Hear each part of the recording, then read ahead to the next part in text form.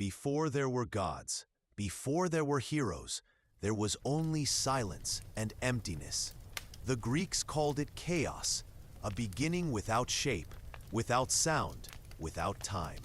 From that void came everything: the earth, the sky, the sea, and eventually the myths that still echo in our stories today. Imagine closing your eyes, and instead of drifting into sleep, you find yourself at the very dawn of imagination. No temples yet, no Olympian thrones, just an endless dark, waiting for the first spark of creation. This is where Greek mythology begins. Some stories are written by kings, others by empires. But Greek mythology was written by memory, by whispers, by firelight. Tonight, you'll hear it not as a lesson, but as a slow unfolding, like waves brushing against the shore of time. To all of you who return here each night, our members and supporters, thank you. You've made this channel a small corner of calm history in a very restless world. Your presence keeps these stories alive. And if this is your first time here, welcome. Think of this channel as a library where the lights are never turned off. You don't need to stay awake to finish the book. Just let the words drift over you. If that sounds like something you'd like more of, you can subscribe. It's free, and it's the easiest way to keep history waiting for you whenever you need it. When you close your eyes and allow your thoughts to wander backward through time, it is easy to imagine a beginning full of sound and sudden light. But the Greeks, when they thought of the origins of everything, described something different. They began not with a burst, not with an explosion, but with stillness. They called it chaos. Chaos was not the chaos of noise or disorder that we speak of today. In their imagination, it was something quieter, something more mysterious. It was a vast openness, a wide and unshaped expanse, like an empty room without walls or ceiling, stretching beyond sight. It was not sky, for the sky did not yet exist. It was not earth, because earth had not yet formed. It was simply the possibility of everything, a space waiting for form. From this stillness came the first beings, and they were not gods in the way we later think of Zeus or Apollo or Athena. These first presences were more like foundations, more like forces than personalities. They were what allowed the world to exist at all. The first of these was Gaia, the earth. She was not only the ground beneath human feet, but the very idea of soil, rock, and land. To the Greeks, she was a mother, eternal and unshaken. She stretched wide, patient and steady, providing the place where all else would grow. She was life itself in solid form.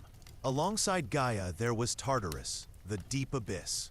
If Gaia gave shape and support, Tartarus was the opposite. Tartarus was not a surface, but a depth, a place that could not be reached, a hidden darkness far below the earth. It would later become the prison for defeated gods and monsters. But at this first moment, it was simply the truth of depth. For the Greeks, the world was not only what was above and around them, it was also what lay beneath, hidden and unreachable. From chaos also came Eros. In these earliest myths, Eros was not the small-winged Cupid familiar from later art. He was instead the force of attraction itself. He was the gentle pull that brought things together, the energy that made life possible.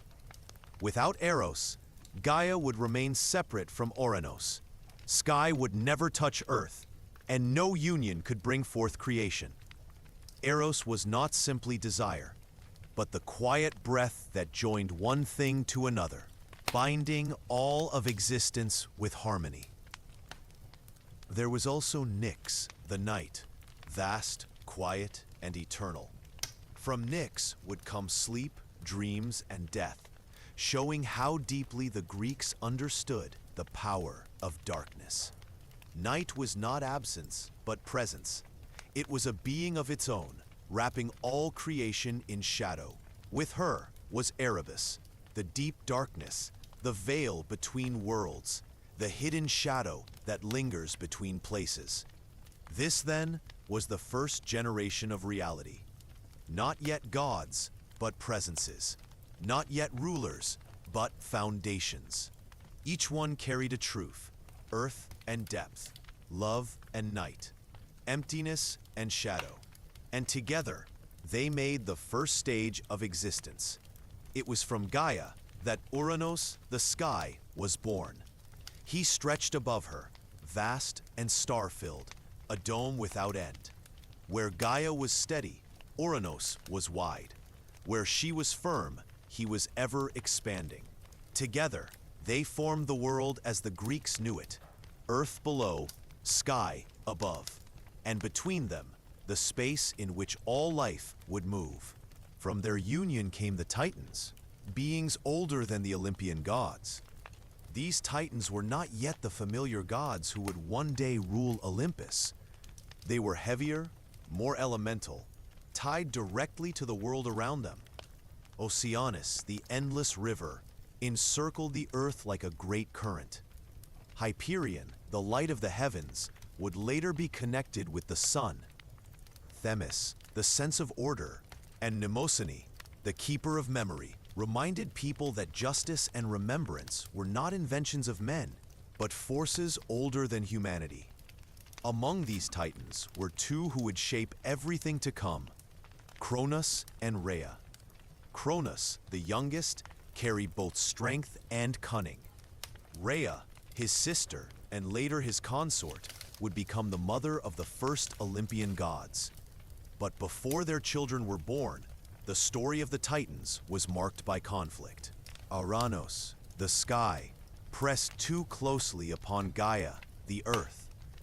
Their children, the Titans, were trapped within her, unable to emerge. The weight of the sky upon the earth was suffocating, pressing creation inward rather than letting it flourish. Gaia longed to free her children, and so she devised a plan. She fashioned a great sickle, a curved blade of unyielding stone, and she asked her children which among them would be brave enough to act. It was Cronus who stepped forward. With the sickle, he struck against his father, separating sky from earth. It was a violent act, but it was also a cosmic necessity. In that moment, earth and sky were pulled apart, and the world gained its space. Between the heavens above and the land below, life could now exist freely. This act did not only explain the fall of Uranos, it also gave the Greeks a way of imagining the very structure of reality. The earth was below, the sky was above, and between them was the air, the place of movement, of storms, of birds, of people. Separation had created order. Conflict had created space. Cronus now ruled, and the Titans entered their age. Yet his rule would not last forever. Just as he had overthrown his father, he would one day face rebellion from his own children. This rhythm of succession, of one generation replacing another, was woven into the very structure of Greek myth. It was not only about family struggle, it was about time itself, about the way each age gives way to the next. The Greeks understood this not as history, but as a truth of existence. Nothing lasts unchanged. The earth changes. The sky changes. Even gods give way to those who follow. As we linger on these first myths, it is worth noticing their weight. They are not stories of human beings. They are not tales of heroes or battles. They are older, slower, heavier. They move at the pace of mountains and oceans, at the pace of nightfall and dawn. They remind us that before people, before temples, before wars, the world itself was alive with meaning. When these myths were told around fires in small villages, they were not told as lessons or commands. They were told as memories, as whispers from the beginning of time.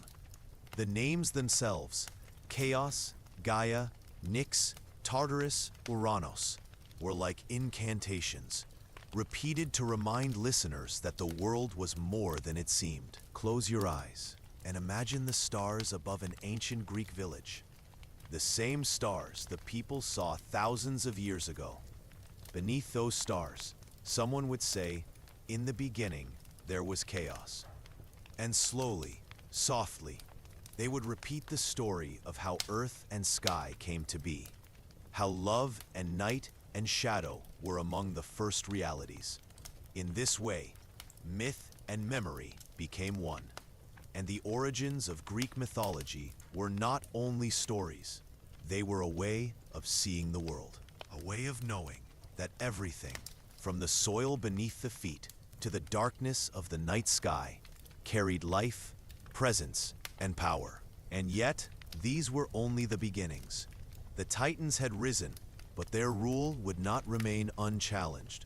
From Cronus and Rhea would come a new generation, children who would not stay silent, children who would grow into the gods we know best, the Olympians. And so in the next part, we will drift into their stories, the birth of Zeus, the fall of Cronus, and the rise of Olympus. When Cronus had taken his father's place, the world seemed newly opened. The earth no longer strained beneath the sky, and the Titans walked freely. For a time, this was an age of balance. The rivers flowed, the winds stretched, the mountains rose, and the stars wheeled above. But balance in myth is never permanent. Every order carries within it the seed of change. Cronus ruled as king among the Titans. He had freed his brothers and sisters, and he had brought space to the world. Yet he carried with him the shadow of his own act. For just as he had overthrown Uranos, so too it was whispered, would he be overthrown? The cycle of succession was not only history, it was destiny, and Cronus, though powerful, could not escape it. His consort was Rhea, a Titaness of great dignity and strength. Together, they became parents. From their union came the children who would one day be called Olympians. But Cronus, fearing the prophecy that one of his offspring would rise against him, could not welcome his children.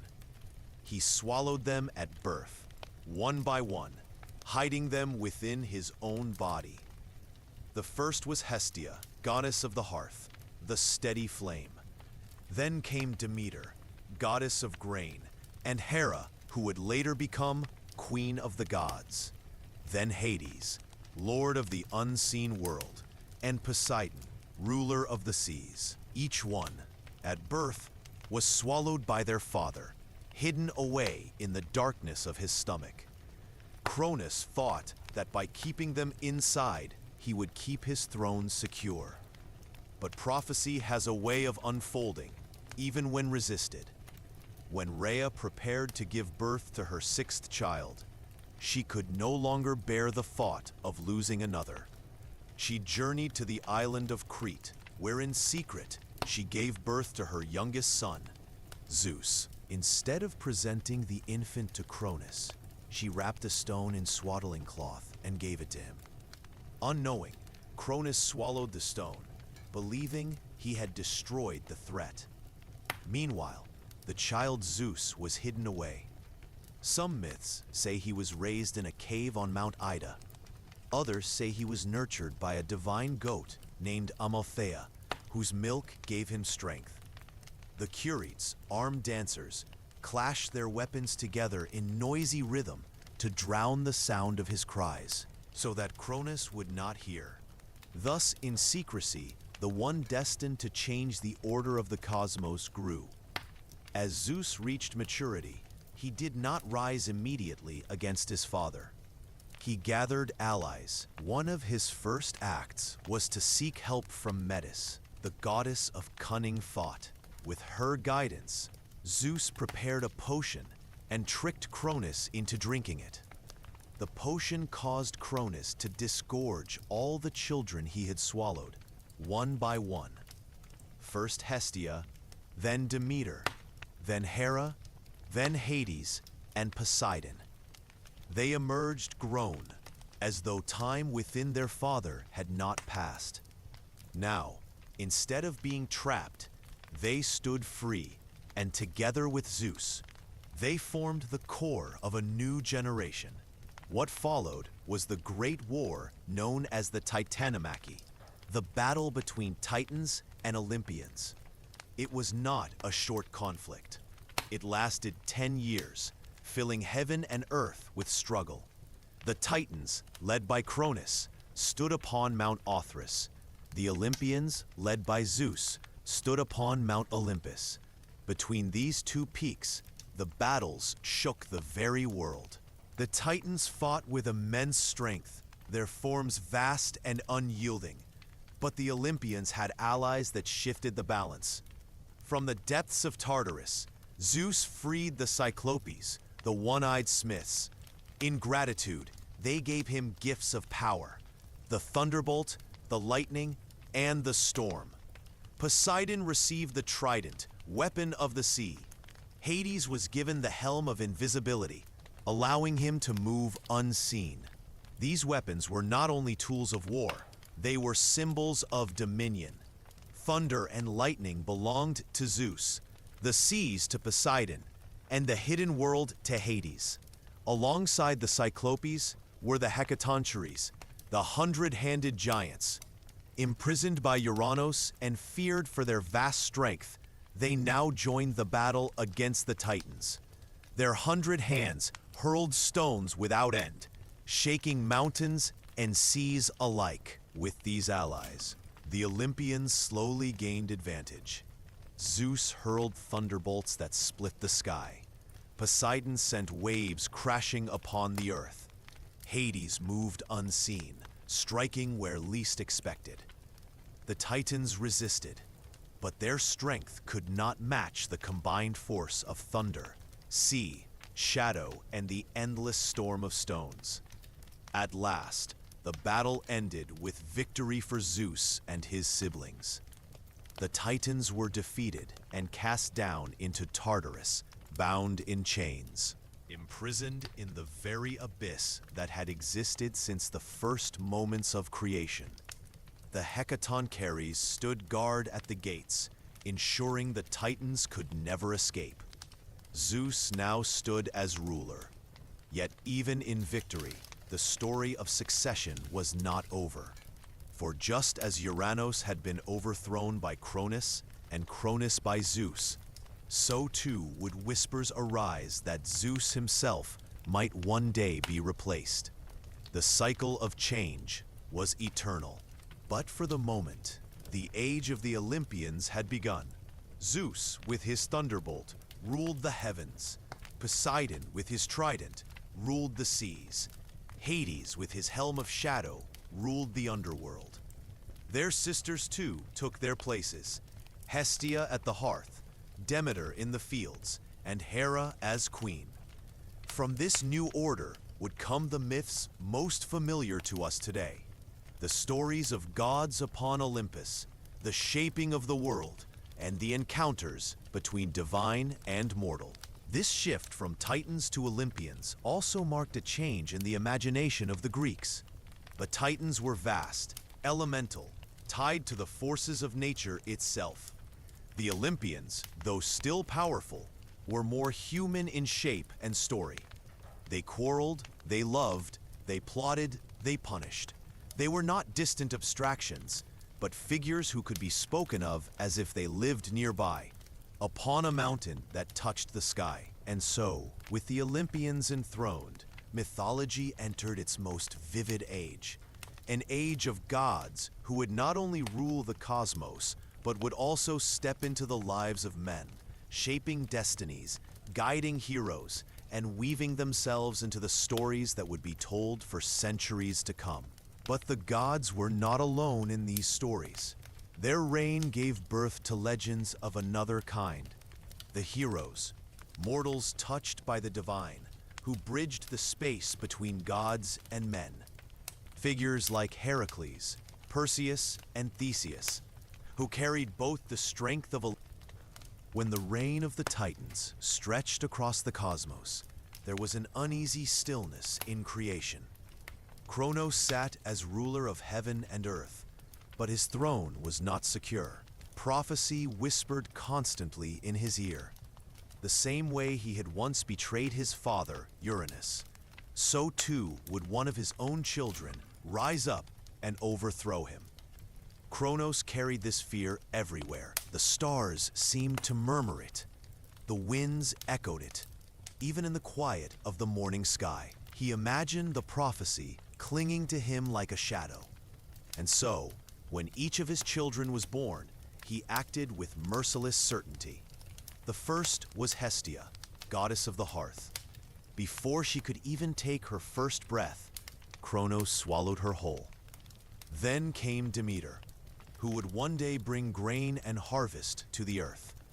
She too disappeared into the dark cavern of her father's body. Next was Hera, destined to be the queen of heaven. Then Hades, who would one day preside over the underworld. Then Poseidon, the future ruler of the sea. One after another, children vanished, trapped within Kronos, as if time itself had swallowed the promise of a future. But Rhea, sister and wife to Kronos, could endure no more. She was the mother of gods, yet denied the right to raise them. When her final child was born, she sought help from the earth itself. Gaia, the great mother, and Uranus, the sky, guided her to a plan. On the island of Crete, far from Kronos' gaze, Rhea gave birth to Zeus. To protect him, she placed a stone, wrapped in swaddling cloth, in Kronos' hands. Blinded by fear and routine, Kronos devoured it without question. Meanwhile, the infant Zeus was hidden in a cave on Mount Ida. There, nymphs nursed him, and the goat Amalthea fed him with her milk. Bees brought him honey, and sacred doves circled the cave's entrance. To drown out his cries, the curates, warrior dancers, clashed their shields and swords, masking the sound so Kronos would never hear his child's voice. Zeus grew in secret, surrounded by the wild beauty of Crete. He learned the rhythm of storms, the crash of waves, and the stillness of mountain air. By the time he reached manhood, he was strong, clever, and determined to reclaim the fate stolen from his siblings. With the guidance of Metis, goddess of wisdom and craft, Zeus devised a plan. He disguised himself as a servant to Kronos and offered him a potion. The king of Titans, unsuspecting, drank it. Suddenly, he was racked with violent sickness. One by one, the swallowed gods returned. First Hestia, then Demeter, then Hera, Hades, and Poseidon. They emerged fully grown, radiant with divine strength, ready to join their brother in rebellion. What followed was the Great Titanomachy, the war between gods and titans. For 10 long years, the cosmos shook with battle. The earth split, mountains cracked, and rivers burned with fire. The Olympians fought fiercely, yet the Titans held their ground. It was only when Zeus released new allies that the tide began to turn. From the depths of Tartarus, he freed the Hecatonchires, the 100-handed giants, each hurling mountains as if they were pebbles. From their forges, the Cyclopes armed the young gods with sacred weapons. Thunderbolts for Zeus, a trident for Poseidon, and a helmet of invisibility for Hades. Armed with these gifts, the Olympians struck with renewed force. Thunder shook the heavens. The sea rose in towering waves. The earth split with fiery cracks. One by one, the Titans faltered. Kronos himself was cast down, along with his brothers and sisters, and chained in the abyss of Tartarus, guarded forever by the hundred-handed ones. When the war ended, silence returned to the world. Out of chaos, a new order was born. The Olympians divided the cosmos among themselves. Zeus took the sky, where his thunderbolts would flash. Poseidon claimed the sea, whose depths no mortal could measure. Hades received the underworld, a realm unseen yet inevitable for all mortals. Hera became queen of heaven. Demeter nourished the earth with grain, and Hestia guarded the hearth, the quiet flame at the heart of every home. From their throne on Mount Olympus, the gods looked down on the world below. Unlike the Titans, they were not distant. They were watchful, passionate, and often flawed. Their joys and rivalries, their loves and angers, would weave themselves into the lives of mortals. The age of the Titans had ended, but the age of the Olympians had only just begun. But peace was never simple. From beneath the mountains and oceans rose ancient monsters, born of chaos itself. And one of them, Typhon, would threaten not only Olympus, but the very survival of the gods. The Olympians had won their great victory. The Titans were banished, their power broken, and Mount Olympus rose as the radiant home of the new gods. Yet, as is often the case in mythology, victory did not bring peace. Every triumph seemed to awaken new challenges, as if chaos itself refused to be silenced. Deep in the shadows of the earth, Gaia, the great mother of creation, was not at rest. She had watched as her children, the Titans, were cast into the dark abyss of Tartarus. Rage swelled within her heart, and from this anger came new offspring, creatures not bound by reason or order, but born of fury and chaos. These monsters would test the rule of the Olympians, challenging whether the young gods could hold the power they had seized. The most terrifying of these beings was Typhon. Born of Gaia and Tartarus, Typhon was described in ways both strange and overwhelming. His body was immense, sent to reach the stars. From his shoulders sprouted serpents instead of arms, hissing and striking. His lower half was a mass of coiled snakes, and his head was crowned with tongues of fire. His voice roared with the sound of 100 beasts at once, lions, bulls, and dragons. Even the gods, who had just defeated the Titans, trembled at his approach. When Typhon rose from the depths, the earth quaked beneath his steps, and mountains split as if they were no more than fragile clay. Rivers boiled, forests burned, and the sky itself seemed to bend under his presence. The Olympians, faced with this monstrous storm, were struck by fear. Many fled in disguise, taking the forms of animals to escape his wrath. Only Zeus remained steadfast. Unwilling to abandon the rule, armed with the thunderbolts forged for him by the Cyclopes, Zeus confronted Typhon in battle. The clash was immense. Thunder and fire collided, shaking the cosmos.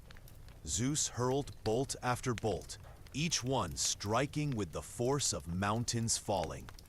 Typhon struck back with flames and hurricane winds, wrapping his serpents around the very sky. At one moment, it seemed Zeus would be defeated.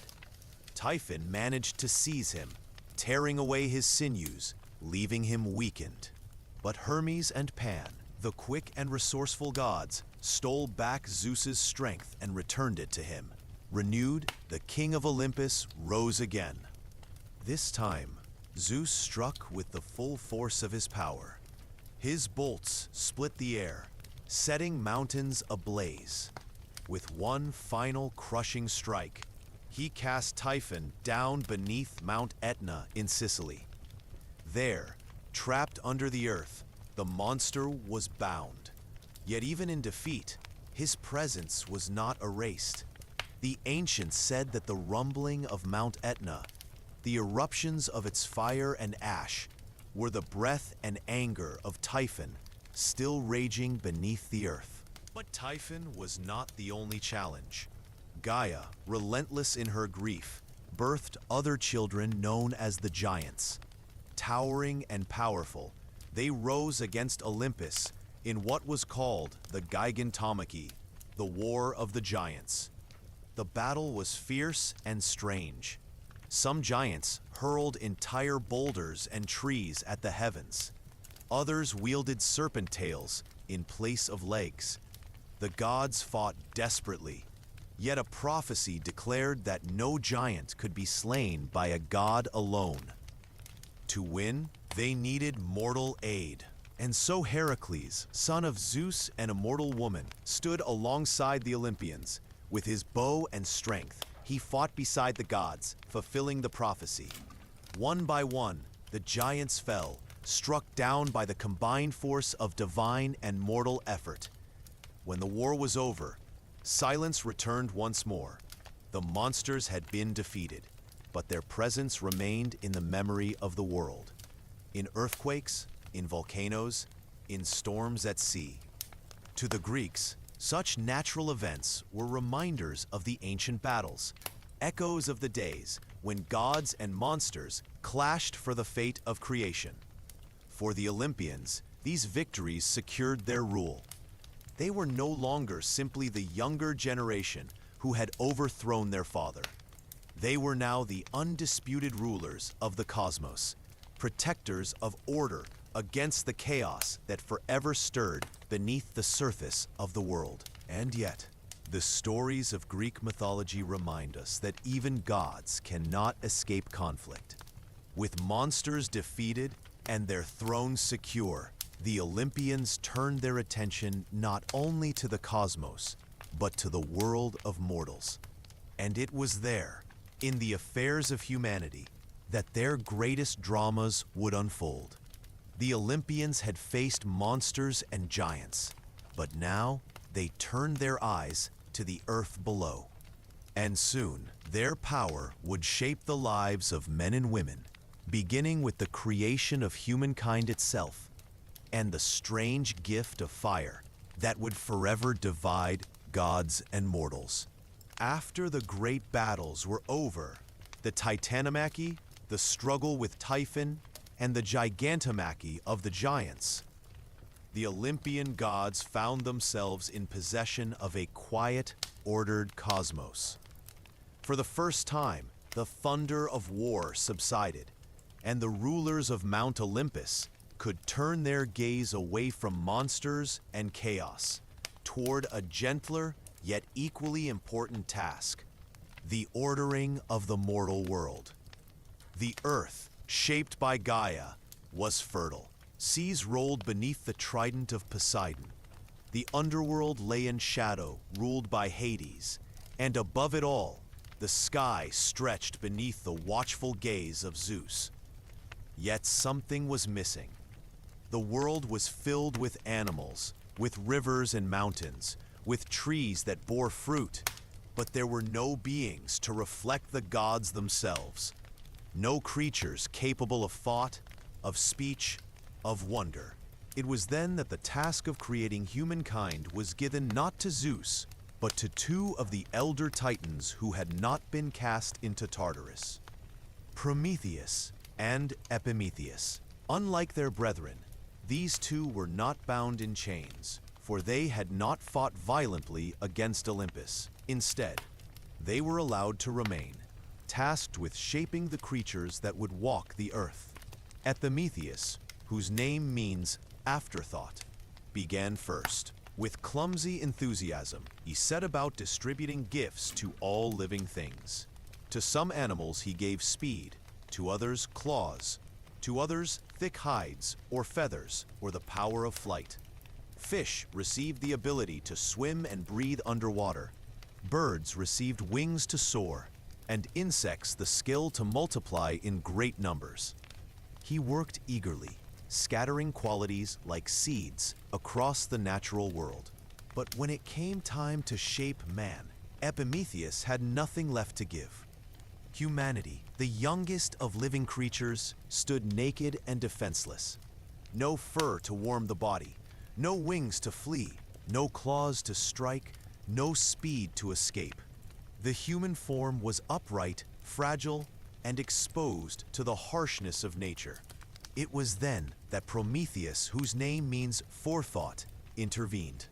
Unlike his brother, he was patient, clever, and deeply sympathetic to the plight of mortals. He shaped men from clay, giving them a form that reflected the image of the gods, upright, with faces turned toward the sky. To balance the gifts squandered by Epimetheus, Prometheus gave humankind something greater: knowledge, craft, and the power to learn. Humans, though weak in body, would be strong in mind, able to build tools, shelters, and eventually, cities. But Prometheus was not finished. He saw that, even with knowledge, humans struggled against the cold nights and the long winters. They lacked fire, the divine flame that warmed, illuminated, and forged metal. Fire belonged only to the gods, kept on Olympus, jealously guarded by Zeus. Prometheus, moved by pity and perhaps a quiet defiance, resolved to steal it. In secret, he ascended to the heavens, taking a stalk of fennel, hollow and dry. From the sacred fires of the gods, he drew a spark, hiding it within the stalk, and carried it down to earth. There, he gave fire to humankind. With fire, humans transformed. They baked clay into brick, smelted metal, cooked food, and kept the darkness at bay. They gathered around flames, not only for warmth, but for storytelling, for ritual, and for worship. Fire became the heart of human progress, a divine gift that set mortals apart from beasts. But Zeus did not see it as a gift. To him it was theft, a defiance of the order he had established. Mortals were never meant to possess the flame of the gods. Enraged, Zeus plotted punishment. He turned his anger first upon humanity, devising a gift that was, in truth, a curse. From clay, the gods fashioned a woman, the first of her kind.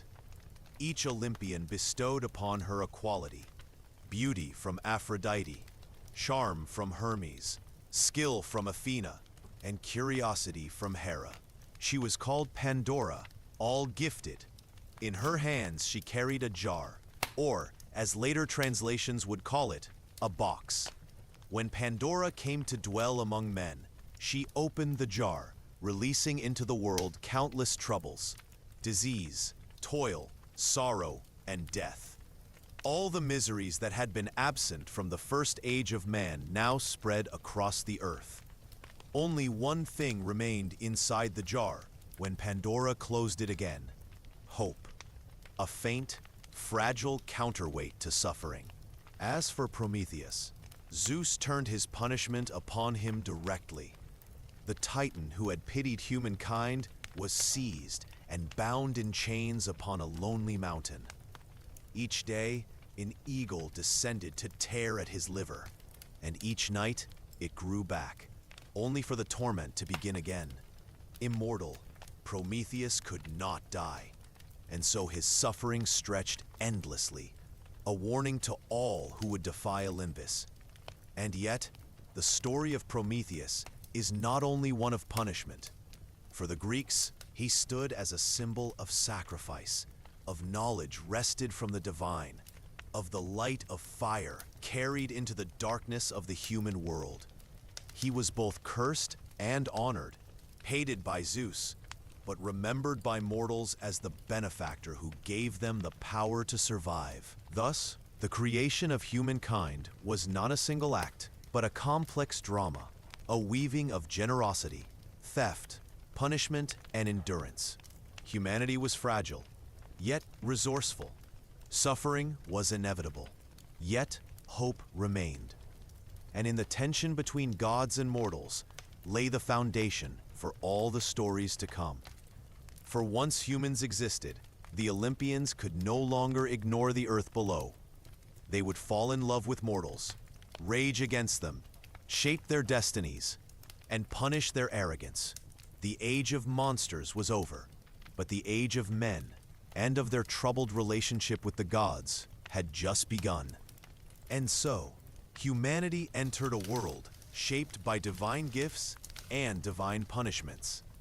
But the age of men would not remain peaceful.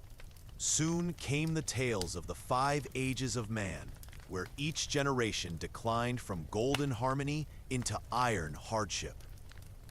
Once humanity received the gift of fire and the guidance of Prometheus, the world slowly began to take shape. Men and women built homes, made tools, and learned the rhythms of the seasons. Rivers became roads, fields became grain, and the skies turning became a calendar to guide their labors. Yet the life of humankind, according to the ancient Greeks, was not a simple or static story.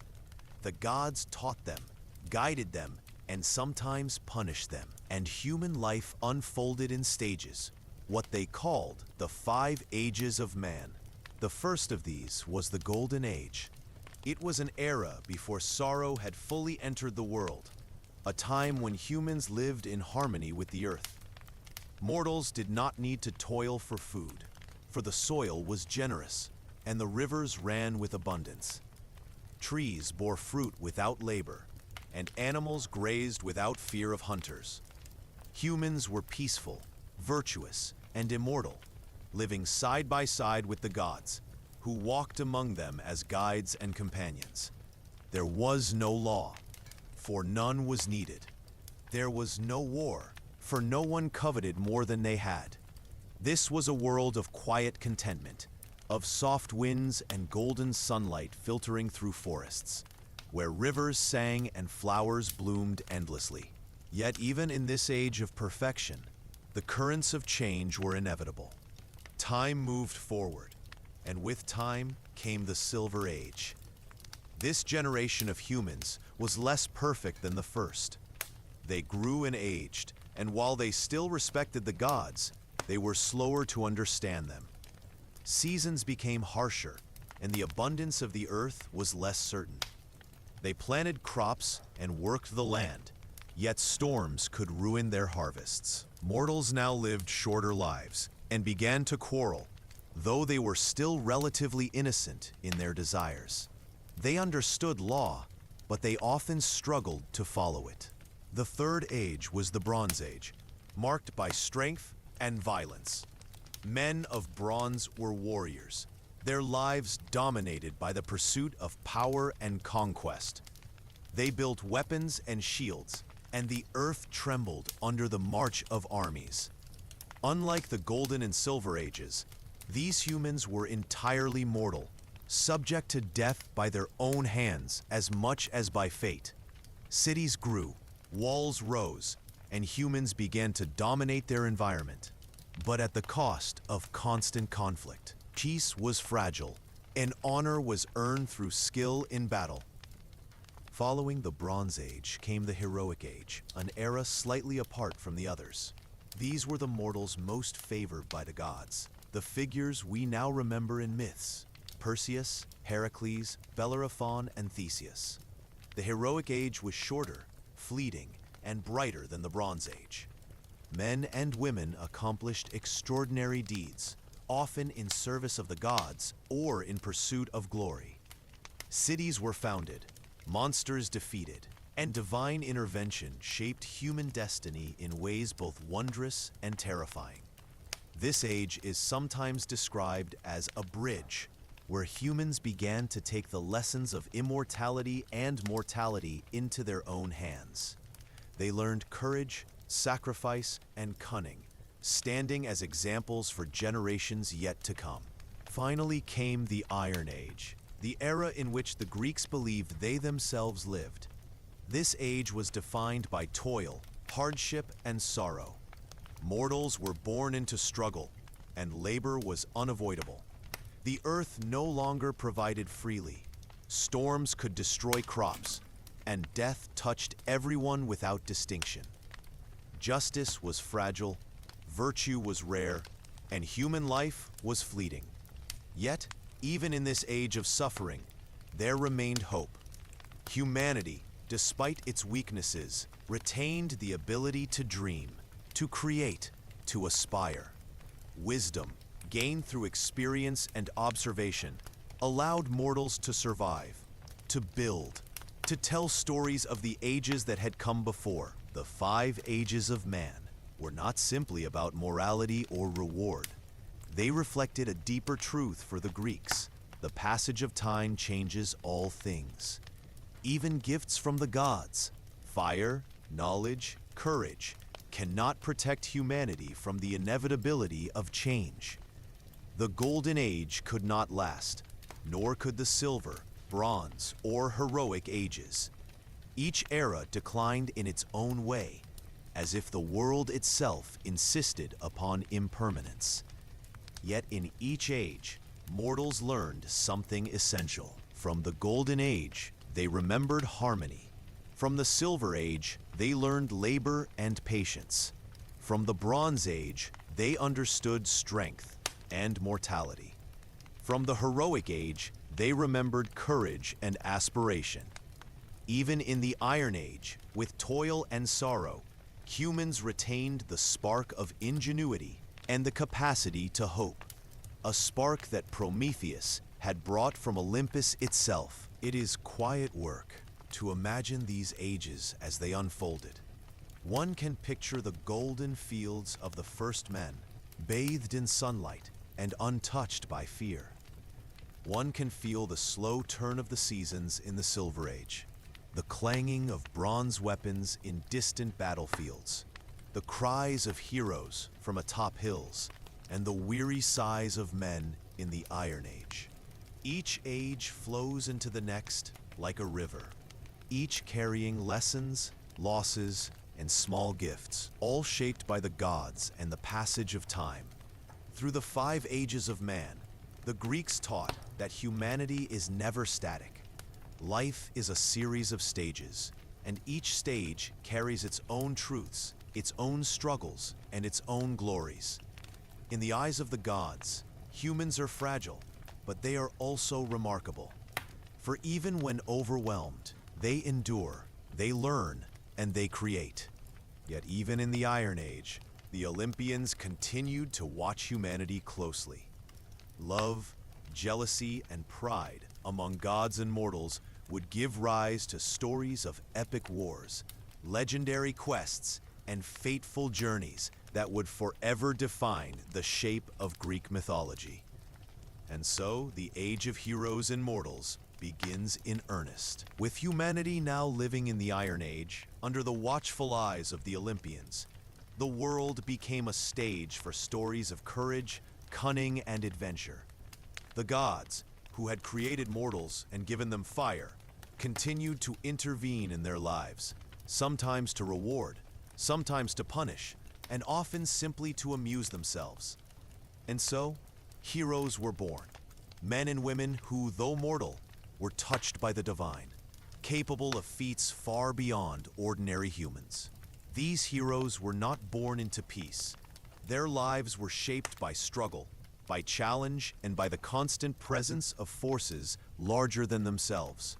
Some were the offspring of gods and mortals, inheriting divine strength or cleverness, while others rose purely through skill, bravery, and determination.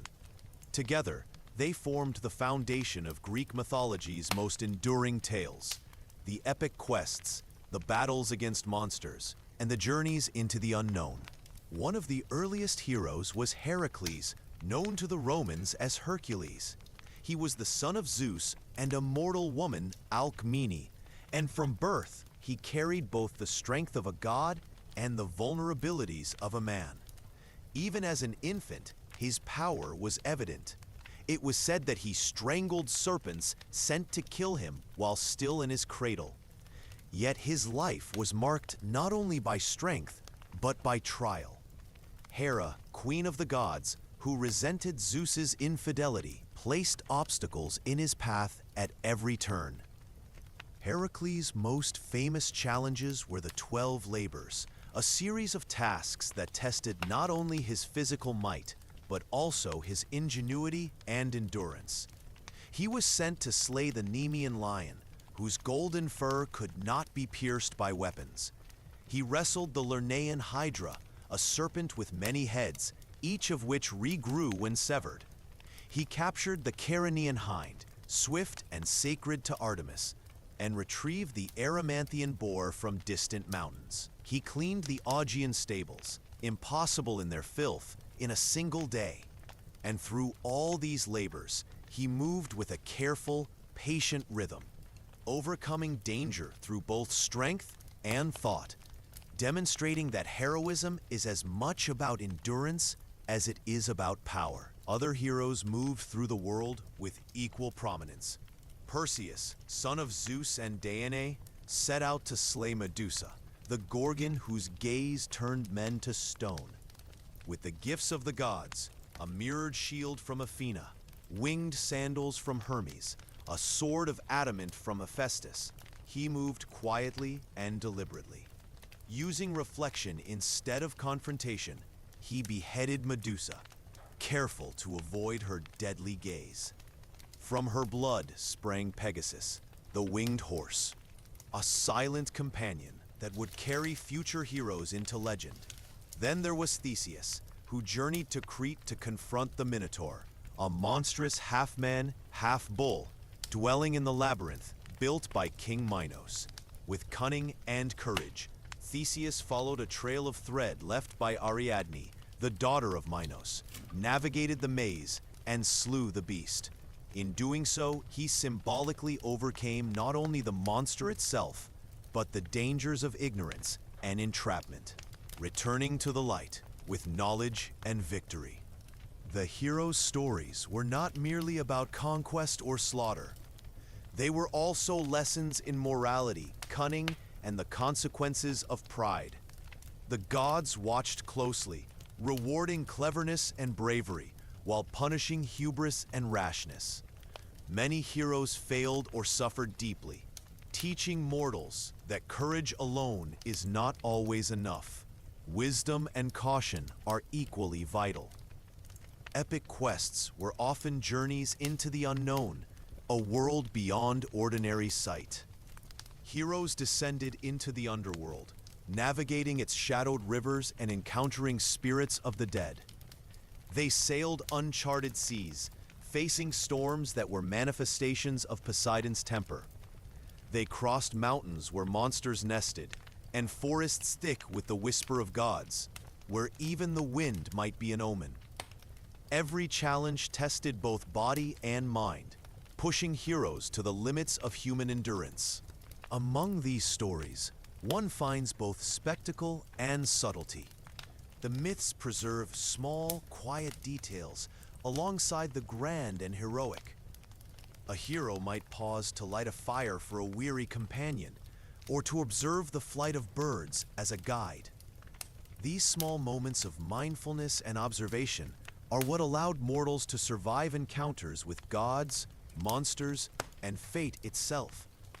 The age of heroes, then, was an age of striving. It was a time when humans approached divinity, not through birth alone, but through action, cleverness, and courage.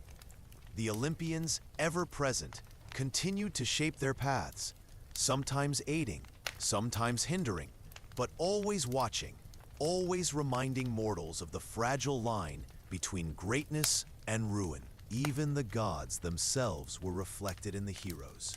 Zeus's power appeared in the strength of Heracles. Athena's wisdom guided Perseus. Poseidon's domain was present in the ocean voyages of countless adventurers. Heroes were mirrors of divinity, walking the space between mortal fragility and immortal ambition. And yet, as one generation of heroes passed, new challenges arose. The exploits of Heracles, Perseus, and Theseus paved the way for the legendary Trojan War, a conflict that would bring together mortals and gods in the most profound ways, reshaping the world and giving rise to tales that would echo through the ages. The heroes of old had accomplished great deeds, yet their triumphs were only the beginning. Soon, the world would be drawn into a war unlike any other, the Siege of Troy, where gods and mortals clashed, love and anger intertwined, and the fate of entire kingdoms hung by the thinnest of threads. The tales of heroes eventually led to one of the most famous events in Greek mythology, the Trojan War. It was not a war born simply of territorial ambition, but of fate, divine rivalry, and human choices, each woven together like threads in a vast tapestry. The story began long before swords were drawn, in the golden halls of Olympus. It started with a wedding, a celebration meant to honor the union of Peleus and the sea nymph Thetis. All the gods were invited, except one, Eris, the goddess of discord. Angered by her exclusion, Eris arrived anyway, carrying a single golden apple inscribed with the words, "To the fairest." 3 goddesses claimed it: Hera, Athena, and Aphrodite. Unable to resolve the dispute, the gods appointed Paris, Prince of Troy, to judge who was most deserving. Paris, swayed by the promise of love and beauty, awarded the apple to Aphrodite, who had promised him the love of the most beautiful mortal woman in the world, Helen of Sparta. Helen, already married to King Menelaus, became the spark that would ignite a war lasting 10 years.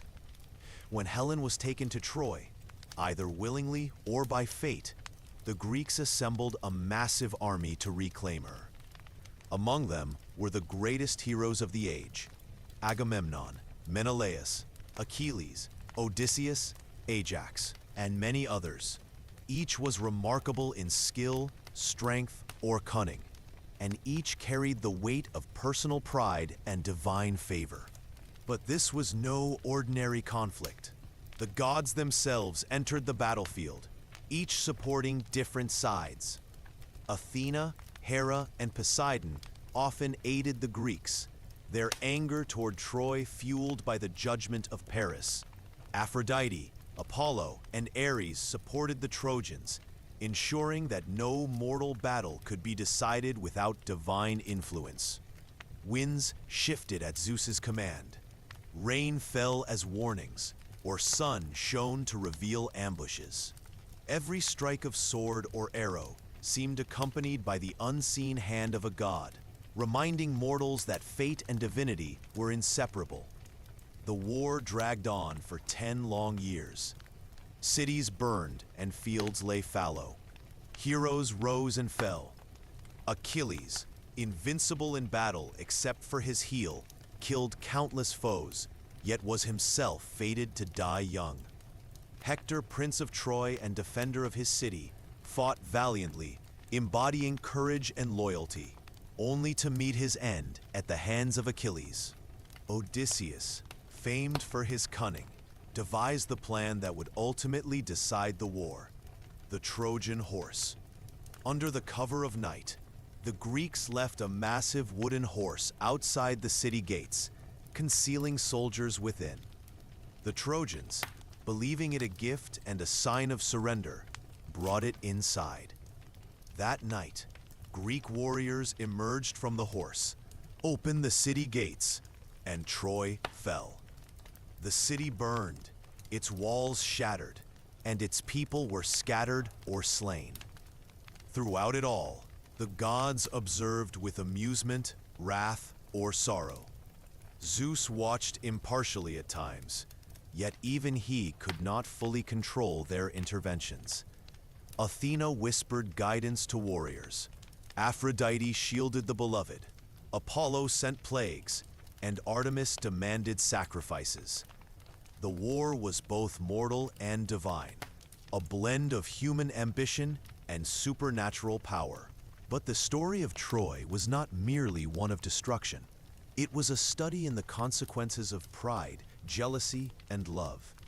Menelaus's rage, Paris's desire, Achilles' anger, and Hector's loyalty each carried ripples far beyond the battlefield. The myths preserved not only their victories and deaths, but the quiet moments in between. A father weeping for a fallen son, a warrior pausing to honor the dead, the wind carrying messages across fields of battle. The Trojan War shaped the world in ways that echoed through generations. From the ashes of Troy came new heroes, migrations, and tales of cunning, endurance, and survival. The stories inspired poetry, art, and ritual. They reminded mortals that even the greatest cities and the strongest armies could fall, and that the hands of the gods could turn fortune in an instant. Yet the war also marked a turning point in Greek mythology. After Troy, the Olympians' involvement in human affairs became both more intimate and more unpredictable. Mortals could be blessed or cursed, loved or abandoned, depending on whims, alliances, or grudges held by immortal beings. The line between divine and human action blurred, and the world became a place where both might and morality were tested at every turn. The fall of Troy left echoes across the generations, but the story did not end with the city's destruction. Heroes returned home to face new trials. Fates awaited even greater for some, and the wanderings of Odysseus would teach humanity the price of cleverness, patience, and endurance. After the fall of Troy, the heroes of Greece returned to their homes, or tried to. Some were welcomed with open arms. Others found strife awaiting them. Among all, one man's journey would come to define the meaning of perseverance, cleverness, and human endurance. Odysseus, king of Ithaca.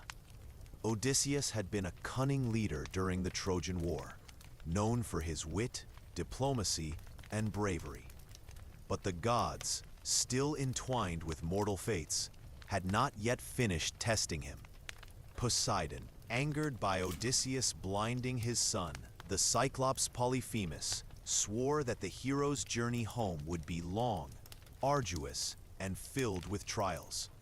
And so began a voyage that would last 10 years, a journey as much of the mind and spirit as of the body. The sea was Odysseus's first adversary. The Aegean and Mediterranean stretched endlessly, sometimes calm and reflective, sometimes violent and threatening. Waves crashed against his ships, clouds swirled into menacing shapes, and the wind could shift without warning. Each island he visited held both temptation and danger, often intertwined. On the island of the Lotus Eaters, some of his crew tasted a strange plant that caused forgetfulness, a dreamy haze that dulled desire to return home. Odysseus had to act carefully, pulling his men back to the ships, reminding them of their purpose, and resisting the lethargy of ease. Then came Polyphemus, the Cyclops, a giant of fearsome strength. He trapped Odysseus and his men in a cave, planning to consume them one by one. Odysseus relied not on strength, but on cunning. He offered the Cyclops wine to dull his senses, then blinded him while he slept, escaping by hiding beneath sheep as they left the cave. The story is vivid, not for bloodshed alone, but for the cleverness, patience, and unique trust and foresight Odysseus displayed, traits that defined him as a hero as much as any spear or sword. Further challenges awaited: the Sirens, whose songs promised knowledge and pleasure, but would lure sailors to their deaths. Scylla and Charybdis, monstrous dangers on opposite sides of a narrow strait, testing his skill in navigation and decision-making. And the island of Circe, a sorceress who transformed men into animals, forcing Odysseus to negotiate, strategize, and rely on both magical aid and moral resolve. Each encounter was more than a threat, it was a lesson. The Sirens reminded mortals of temptation and focus. Scylla and Charybdis demonstrated that choices often involve sacrifice. To save some, others must be lost. Circe showed that wisdom, patience, and diplomacy could rival force. And in all these trials, the presence of gods, sometimes aiding, sometimes hindering, made clear that mortals are never entirely in control of their destinies. Odysseus's greatest challenge came when he ventured to the underworld, seeking the prophet Tiresias. In the shadowed realm of Hades, he spoke with spirits of the dead, including fallen heroes and his own mother. Here, the past, present, and future intertwined. The journey was not of the body alone, but of the mind and heart, learning, understanding, and confronting the inevitability of mortality. Finally, after years at sea, after storms, temptations, monsters, and sorcery, Odysseus returned to Ithaca. Yet even then, the trials were not over. His home had been overrun with suitors vying for his wife Penelope, assuming he was lost forever. With careful planning, patience, and the same cunning that had guided him through the seas, Odysseus reclaimed his home, demonstrating that the measure of a hero is not only in distant adventures, but in enduring trials at home, in rebuilding what is lost, and in restoring order after chaos. The wanderings of Odysseus became a model for humanity itself. Life is rarely straightforward. Challenges arrive without warning. Temptations, dangers, and uncertainties shape the journey. Yet intelligence, patience, courage, and endurance can see one through, even when forces larger than oneself seem to conspire against success. Through Odysseus, the Greeks taught that heroism is not merely a matter of strength or fortune. It is a balance of mind and body, cleverness and caution, courage and endurance. His journey reminds us that trials shape character, that knowledge and foresight are as powerful as might, and that the journey itself, long, winding, and unpredictable, often matters more than the destination. Odysseus returned home, yet the story of the gods and mortals was far from finished. The Olympians, ever watchful, continued to influence human lives, love, and fate. And in the final tales, we see the culmination of their influence, the reckoning of mortals, and the eternal legacy of divine intervention. The stories of the heroes, the monsters, and the great wars had passed into memory, but the gods of Olympus were not gone. They remained, watching, guiding, and shaping the world in ways both subtle and profound. Though mortals walked the earth, and cities rose from the ruins of Troy, the presence of the Olympians could be felt everywhere. In the rising sun, the shifting winds, the storms at sea, and even in the quiet moments of reflection beneath olive trees. Olympus itself, towering above the clouds, was more than a home for the gods. It was a symbol of order, of divine authority, and of the ever-present balance between chaos and harmony. From this lofty perch, Zeus and his siblings observed the unfolding of human events. Some interventions were gentle, a whisper of advice, a sudden insight, a favorable wind. Others were dramatic, shaping battles, punishing arrogance, or rewarding courage. The legacy of the gods was not limited to acts of power or vengeance. It was also expressed through culture, knowledge, and inspiration. Athena guided mortals in crafts, warfare, and philosophy. Apollo illuminated the world through music, poetry, and prophecy. Dionysus encouraged celebration, creativity, and the understanding of ecstasy and release. Even the mischievous Hermes reminded humans of cunning, cleverness, and the importance of communication. Through these interactions, the Olympians taught humanity lessons that would last for generations. They demonstrated the consequences of pride, the rewards of ingenuity, and the dangers of overreaching ambition. Mortals learned to navigate a world shaped not only by natural forces, but also by invisible powers. A universe where gods and humans existed in intertwined destinies. The mortal world, too, left its mark on Olympus. As humans built cities, explored distant lands, and created stories, the gods were woven into the fabric of human culture. Temples rose in their honor, myths were passed from father to son, and festivals marked their presence in the cycles of the year. The Olympians, though immortal, were defined as much by the way mortals remembered them as by their own actions. They became symbols, archetypes, and teachers, living in the imagination as much as on the mountaintop. Even in the quietest moments, the influence of Olympus persisted. A farmer planting olives might unknowingly honor Demeter. A sailor navigating treacherous seas might feel Poseidon's unseen hand in the wind. A scholar reading poetry or pondering the stars might feel the wisdom of Athena and Apollo. In every choice, triumph and failure, the gods were present, less as rulers and more as reminders of the delicate balance of existence.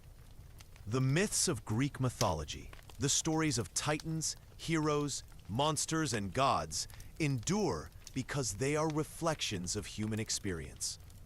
They capture the tension between strength and weakness, wisdom and folly, order and chaos. They remind us that life is shaped by forces larger than ourselves, yet within that vastness, human courage, intelligence, and endurance matter profoundly. And so the legacy of Olympus is eternal. The gods may not stride across the earth as they once did, yet their stories live on. They are remembered in the echoes of literature, art, and thought. They continue to teach, to inspire, and to warn, not only to the ancient Greeks, but to anyone who listens, who observes, and who reflects on the human condition. The Olympians' influence is everywhere, in the rise and fall of civilizations, in the victories and tragedies of individuals, in the moments of insight that illuminate the human mind. They are eternal, not because of their power alone, but because they are woven into the very stories that define what it means to be human. And as we close this chapter of Greek mythology, we understand that the world of gods and mortals is not separate, but interconnected. Every hero's journey, every storm and battle, every act of love or cruelty is a thread in a larger tapestry, observed and sometimes guided by powers beyond comprehension. In this way, the tales of Olympus endure, not merely as myths, but as reflections of life itself, teaching patience, reflection, courage, and humility to all who listen. The stories of Olympus may seem like tales from another time, yet their lessons remain with us today. Courage, cleverness, endurance, and hope. These are the gifts the gods left behind, woven into the very fabric of human life. And though the heroes have passed and the monsters have faded, the legacy of the gods endures, waiting quietly in every story, every sunrise, and every choice we make.